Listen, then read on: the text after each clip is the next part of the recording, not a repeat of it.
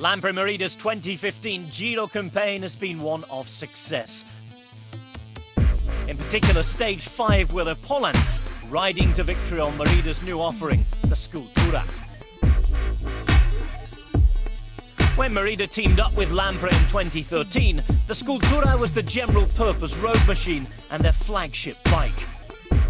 Its adoption in the pro ranks saw change to make a pure race-bred machine. With our initial generation, we had to realize that the geometry, which was designed for enthusiast hobby cyclists, but not dedicated to pro cycling, was a bit too gentle to the riders. Actually, the pros were asking for lower cockpits, for more stretched positions.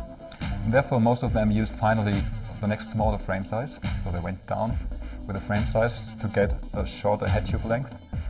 But that means as well that the head tube length was quite short. They had to go with minus degrees stem angles, like minus 17 degree. Had to use large 140 or 150 millimeter stems. And the center of gravity, of course, wasn't influenced in a positive way.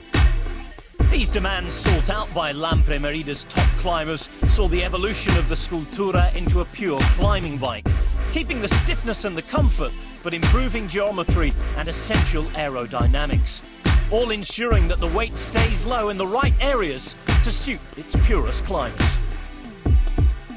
You're now just able to squeeze the weight for 70 grams at the frame and potentially nothing at the fork. Where's the improvement? When we talk about carbon frame development and carbon frame manufacturing, now we have a situation that weight-wise, no big space. At our new Scultura we have wall thicknesses which are already at 0.3 millimeter. That's about 3 or 4 sheets of paper, super thin wall. Less wall thickness is simply not possible because otherwise the product will become too sensitive against punctural damages.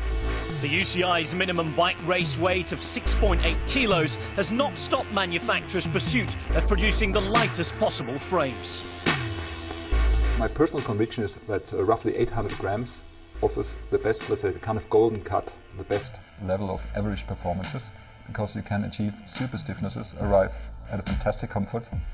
You can get a product which is still durable enough even for pro cycling demands. So with let's say 800 grams you get the best package in total performance, but on the technical way of manufacturing. Today it's possible to even undergo 700 grams. Simulation and testing in the design process means there's no compromise on frame strength in pursuit of the ultimate.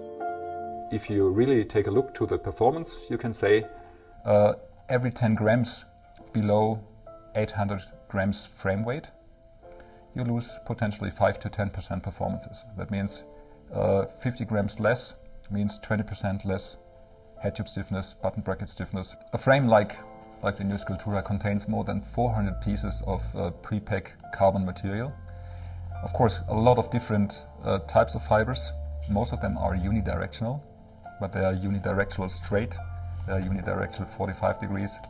We have some 3K areas, which is more durable for surface pressure or surface damages, like used, for example, inside the dropouts at connection areas.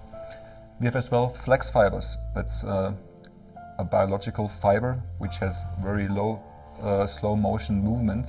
Actually, the strength of this fiber is very, very low, but it's just used in some certain areas of the frame, like seat stays, center of chain stays and the fork blades, because this slow motion movement offers some noticeable vibration damping.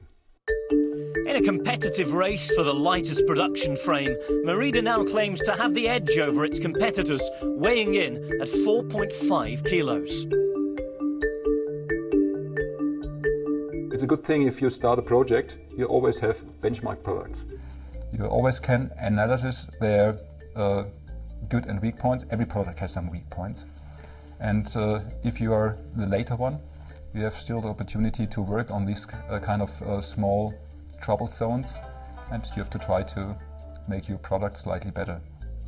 It will happen again that 1 year later another company will take our product as benchmark and is working on, it's a never-ending story. So for a lighted frame, I would say Scultura will be the current benchmark, but it's still a noticeable gap to a real aero frame. And therefore the racers have to decide what's important for them.